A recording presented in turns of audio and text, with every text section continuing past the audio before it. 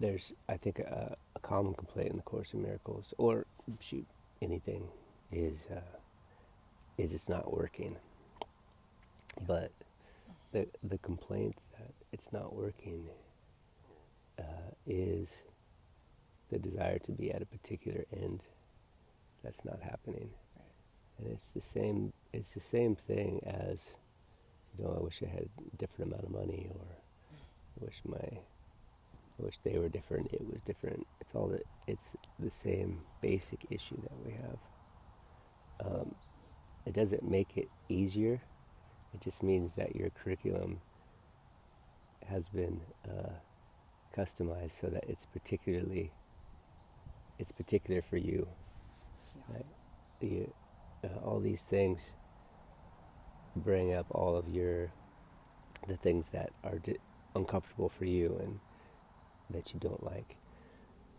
But the idea behind it is, it's not being tortured, it's just bringing up your judgments. Because technically, you can be walking down the road and someone could walk up to me or you and say, "You're a purple watermelon." And then you'd just be like, "Man, is this person mentally ill?" That would, no anger, right? But no anger, just curiosity, maybe even concern or whatever. But then someone comes up to me and says, "I'm a bad father," or "You're a horrible spouse," or you're not good at taking care of the family, and you're deadbeat or ugly or whatever. And I get mad, whatever the complaint is. The difference between your purple watermelon and whatever that thing is that gets me mad is, I believe it, at least at some point, it's an idea that I think could possibly be true, and that means I have to defend it. And so the need to defend any idea, "You're not good enough, it's not good enough," is a confirmation that the idea of lack is true. Because if it was ridiculous, there's no need to resist it. Right. Yeah, I think Jack Canfield talks about that. He says, to the lady in the audience, "You have green hair."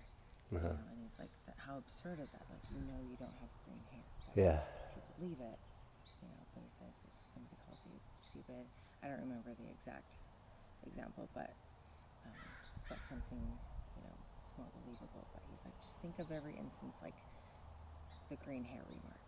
Yeah. Like, it's not true. It's not true. Yeah. Yeah, it's not true. And if I react like it is true, then that's just my own thing that I need to let go. Yeah. Okay. Let's start. Okay. God will help us to see you everywhere and help us to be thankful for the things that we can be thankful for, and reveal to us the truth. Amen. Verse 6, miracles are natural. When they do not occur, something has gone wrong. 7, miracles are everyone's right, but purification is necessary. I think that's where we ended last time. 8, miracles are healing because they supply a lack. They are performed by those who temporarily have more, for those who temporarily have less. The idea of lack is part of the system of being a separate person. In fact, our whole world is built on lack. That's what we think is valuable, is lack. You think of things that are scarce as valuable and things that are abundant as invaluable. A scarce diamond is valuable. Yeah.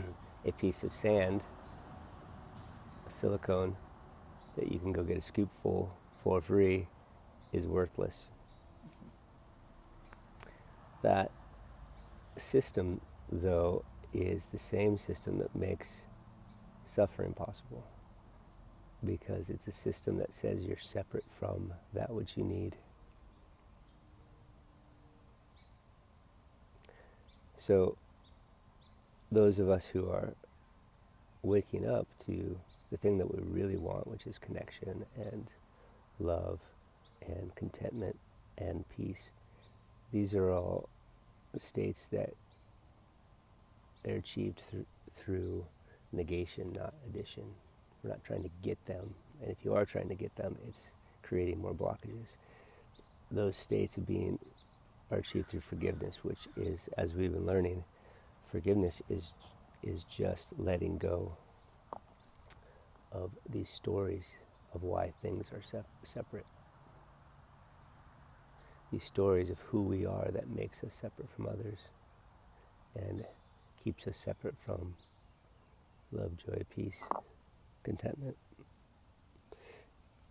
So they are, so when it says miracles are healing because they supply a lack, the lack is not an achievement, it's more of a lack of understanding. They are performed by those who temporarily have more for those who temporarily have less. So if you think about it as in just an understanding of, oh no, brother, sister, you are complete and I'm complete, you just don't understand it right now. You're kind of bridging the gap. Yeah, okay. More meaning they have more because they don't have as much scarcity or fear of scarcity. Mm-hmm. Oh yeah. So, Yeah, no, that's right. Because there's plenty of rich people that are miserable. yeah. I mean, what one thing in the world guarantees you to be happy and peaceful and content? It's not money. There's plenty of people that hate their life with lots of money. Mm-hmm. It's not fame. It's not beauty. I mean, what one thing would do it? It's none of this stuff. And so that can't be the answer. Forgiveness. Huh? Said forgiveness. Forgiveness, yeah. But forgiveness is not an addition. It's not an achievement. It's a negation. It's a letting go of all the ideas. And if that's true, then there's nothing required for anything but what we have. Because to experience this thing we're looking for, it's a letting go of ideas. And you can get, we're so clever. Like you can get caught, and this is one of the things I've been caught on for so long is I need to help more people. I need to help more people. Mm-hmm. It's like, okay, well, that's a noble goal, is it? It could be a great intention, poor execution. Mm-hmm. And I think God cares mostly about intention because it changes your state, like your energetic state. How you feel changes if I intend good for you, but I do really dumb stuff. Right, or I intend good for too many people, and then I can't really give my all to the people I intend to. There's a difference in the intention in what you're doing. Is my intention for love, and then also, or is my intention for gain? So I can intend to serve so that I can finally be worthy of love. Mm-hmm. That was one of the things Sure. that I did so much. Me Is too. Yeah. I serve, I help, because I can finally be worthy, because I'm unworthy of love otherwise. Right, yeah. And so that belief is the thing that separates me, not my actions. And so my intention is actually not love. My intention is trading. I want to trade my service for worthiness. I used to do that a lot. So I overcommitted to everybody because I wanted everybody to love me. Yeah. And then I would overwhelm myself, and I couldn't give myself to anybody because I was upset, or my energy was just like stretched so thin. I was like, looked like a nervous wreck trying to serve these people. For sure. Yeah. It could bring you to the end of yourself, and it doesn't work.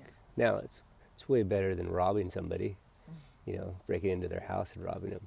But the intention is not pure.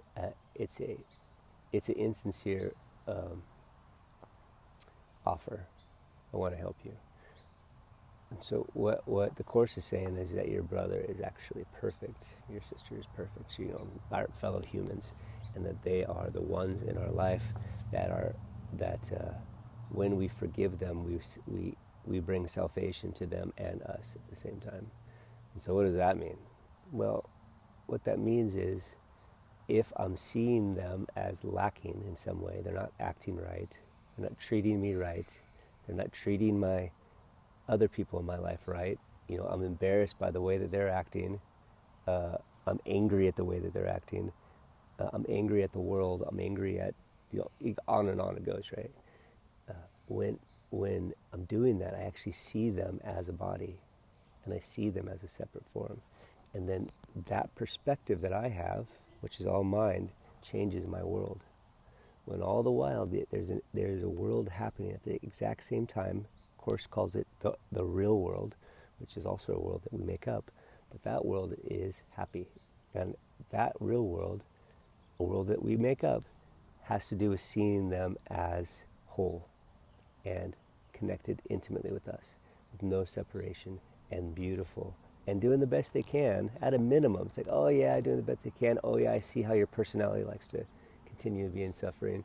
Like, oh, you rascal, you know, I love you so much. I get it. My personality has those too. I love you. Come, let's have coffee together. It's like there's no hooks in it for you, and they can be whatever. It becomes like my asshole friend that I became my best friend. Some people will hook us and keep us in that separation game of seeing differences, and some people we can let it go. Could it be possible to let go everybody? It's kind of like it's like a classic story of a guy and a girl being best friends, and the guy and the girl, best friends, they can tell each other anything. And the best stories, when you have a best friend, are the ones where things are going really bad, because you get like the juicy gossip. You're like, oh my gosh, and then what happened? Oh, that's horrible, man. You must have looked so horrible, and you were so embarrassed. Tell me more, right? You wanna know all the gossip, and you want to know all the details because it's a great story. And then that guy and girl that are best friends evolves into a romantic relationship. And now suddenly, one or the other, those juicy stories become embarrassing and intolerable. What happens? Oh, you can't do that. You can't say that. No, that's inappropriate. And then that same thing will happen to your kids. Oh, can't do that, can't say that. Well, what happens is their actions now are you. So it's kind of like the ego's version of what the Holy Spirit sees. Like, hey, we are one. But the ego says, oh yeah, I can do that too, because the ego can only try to copy. But instead, you are me in separation, and we have this identity to uphold, and you're messing it up. Don't jack up my identity. Yeah, that's really fucked up. That's true. It's really true, and it happens like every time. Fucked. And so, can you be married to somebody and keep the relationship loose, like with an open hand? Open hand. If thing pops on it, you're holding it. But then with the open hand, if a breeze comes, it leaves. You're not grabbing it with your open hand. It's just coming and going and coming and going. And relationships, we tend to white knuckle, right? We're grabbing that thing once it gets to our hand, and we're trying to hold it. But this is not free, and this is not part of the miraculous thing that happens in the world. You're gonna make me cry. Now, that's terrifying, to hold relationships, especially when it's significant relationships like a spouse, and then you have kids, and then you have a life, and then you have all this stuff. And it's all the tools that the ego uses to keep you separate. And so you judge, and I don't say you, I say you, humans. And, and by the way, let me remind you that this is all for me. Sincerely, I say this is all for me. But we're in this together. And so what we do is we think we can control the parts because we have a desired end in mind, that things should look and think people should act, because we have an image, and because we believe that the ego is right, that we are separate and we should be this certain way. And so we end up battling the people that we say we love for the fight of this separate identity, forgetting altogether that it's the separation that makes us suffer, not improper activity, not inappropriate actions from a person. It's a lie. It's not that at all. And so, especially in all relationships, are special relationships, meaning that they're for a purpose. And you know, they come in and they go out. Who knows? Some are long, some are short. Some you meet on the bus for a moment and you get a chance to give them a smile when they've given you a dirty look. Or you get a chance to love them when they're complete dingleberries and you're married to them. So that's why your spouses and your children, in my experience, are your greatest teacher, and your mom, once again in my life. My greatest teachers, all greatest teachers. Yeah. So tell me what's coming up for you. No, just when you did that with the hand, with the grasping and the holding and the white knuckling, I think it just reminds me of the experience that I had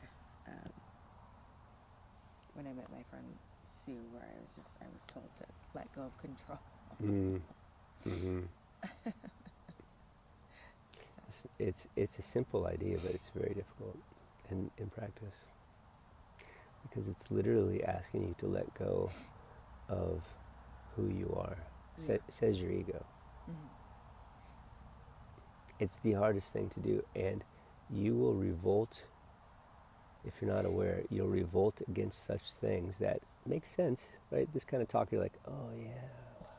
Wouldn't that be beautiful if everything would just be like, I love you so much no matter what you do. Yeah. But the ego resists that as if it's going to die. Mm-hmm. You think of an animal that's hurt, and how a peaceful animal that's hurt, that you're trying to put it down, let's say, they will attack you like a crazy, wounded animal, right? It's an expression. And so if you embrace forgiveness, it will react to survive in the same way. So it's not easy. Knee-jerk reaction. You're not thinking about it. That's why someone, someone walks up to you that you haven't passed with. Hey, F you. Like, whoa, F you. Right. There's no reasoning. You're like, wow, it seems like you're upset. Can you tell me more, beloved? Yeah, beloved. Which could be your experience. Yeah. But it's gradual. Yeah. All right. By the time we get through the text, if they're all that long, we'll be it'll be a 5-year course. Yeah. It's great. I love it. Now, it's important. This says the miracles are performed by those who temporarily have more, for those who temporarily have less. Yeah.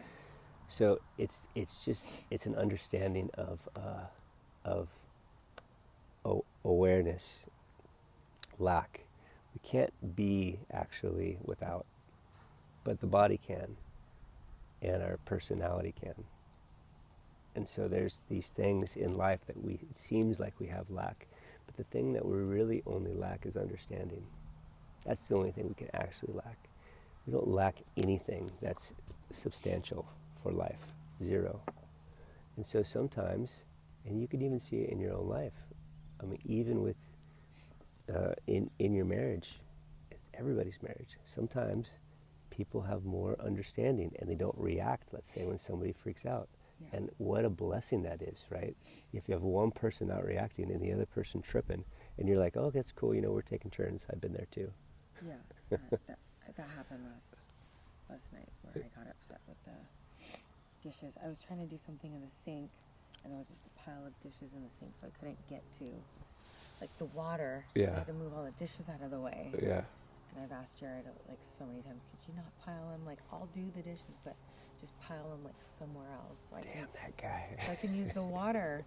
And I was freaking out because I was tired, and I was like, I don't want to move all these dishes right now. I'm so tired. Yeah. I feel like I'm going to break them if I move them. I'm just so out of it. Yeah. And so I asked him, and I explained to him, I've said this to you so many times. Right. Why? Yet again, here we are. Kept his cool, Yeah, I mean, and then if he reacts to your reaction, it's just escalation. Yeah. Banana Town. And so that's a very good example of one person having more understanding than the other, because sometimes it goes total ego reaction time. And so, but the same thing with you and me. Let's say we sit down and we have a course, and I'm saying these wonderful things that you're like, oh, that's so wonderful. If I could have that kind of understanding, then I'd be okay, and I can't. So that's the same idea of separation. I can't have that. But in reality, this understanding, knowledge can't be learned, and understanding can never get you to love. And so that's another one of those non-dual statements that doesn't make sense, because if knowledge can't be learned and understanding can never get me to be loved, what are we doing here? Why even reading this book? And the reason is knowledge can't be learned because it's not something to gain as if you don't have it already. You can't learn it. You can't add to it. Yeah. Knowledge is something that you already have.